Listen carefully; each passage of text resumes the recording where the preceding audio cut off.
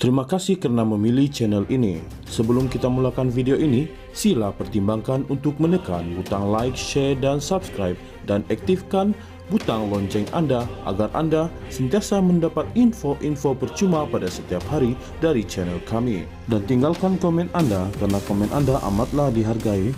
Terima kasih. Mesyuarat MKT UMNO minggu hadapan akan menentukan nasib Ismail Sabri. Kami mendapat maklumat. Akhirnya, Majelis Kerja Tertinggi UMNO (MKT UMNO) dikatakan akan mengambil tindakan tegas terhadap Ismail Sabri Yaakob. Keputusan MKT itu dilaporkan adalah berdasarkan beberapa pelanggaran disiplin parti yang telah dilakukan oleh Ismail Sabri sebagai Naib Presiden UMNO dan juga ahli UMNO. Dalam pasal 20.9, Perlembagaan UMNO jelas menyatakan semua ahli UMNO hendaklah cintakan parti dan patuh kepada perlembagaan ini dan tata etika ahli. B. Mengikut perintah-perintah parti. C. Menjalankan dasar-dasar parti. D. Patuh dan menghormati keputusan-keputusan parti. E. Menjaga rahasia-rahasia parti. F. Memelihara nama baik dan maruah parti. G. Sentiasa menunjukkan tata laku yang sopan lagi tertib. Sekiranya MKT UMNO mendapati Ismail Sabri telah melanggar disiplin parti, maka antara tindakan yang boleh dikenakan ialah seperti yang tercatat dalam pasal 20.10 Perlembagaan UMNO.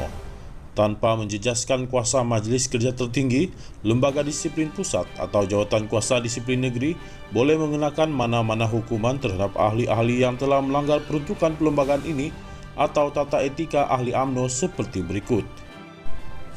Diberi amaran. B. Digantung hak-haknya dalam parti.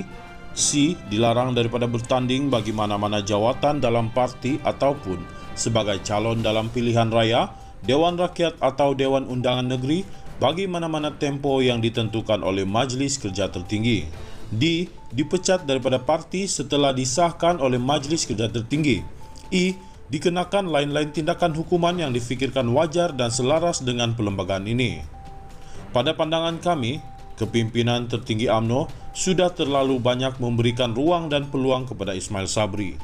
Telah beberapa kali beliau didapati telah membelakangi keputusan yang telah ditetapkan oleh MKT UMNO, malah Persidangan Agung UMNO, PAU dan PAU khas 2022.